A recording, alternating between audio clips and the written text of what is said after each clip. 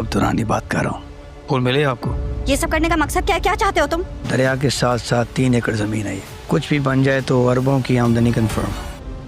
I only want you. क्या करना होगा सरकार?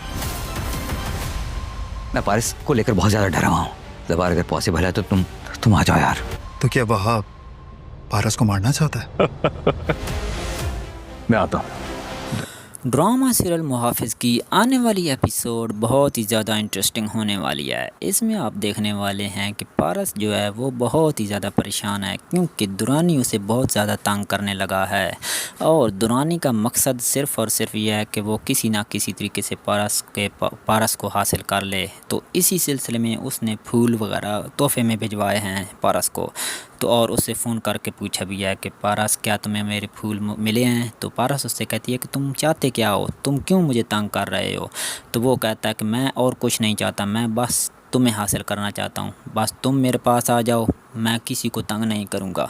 तो ये बात को पारस जो है वो बहुत ही बुरी लगती है और पारस उससे कहती है कि ये कभी नहीं हो सकता, तुम मुझे भूल जाओ और मेरे डैड जो हैं वो तुम्हें नहीं छोड़ेंगे।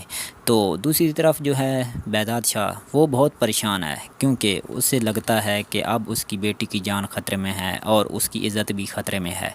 तो वो फिर से दोबारा से ज़वार से रिक्वेस्ट करता है कि क्या तुम उसके बॉडीगार्ड का फरीज़ा अंजाम दे सकते हो? तो आगे से ज़वार उससे कहता है कि सर मैं तो आने के लिए तैयार हूँ, लेकिन पारस बीबी नहीं मानती और वो मुझे बुरा भला भी कहती हैं और वो आपसे भी झगड़ा करेंगी। तो इस बात को लेकर बेदाद जो है वो उससे कहता है कि मैं तुमसे रिक्वेस्ट करता हूँ कि सिर्फ़ तुम ही हो जो उसकी इज़्ज़त और उसकी जान बचा सकते हो और मुझे सिर्फ़ तुम पर ही ट्रस्ट है।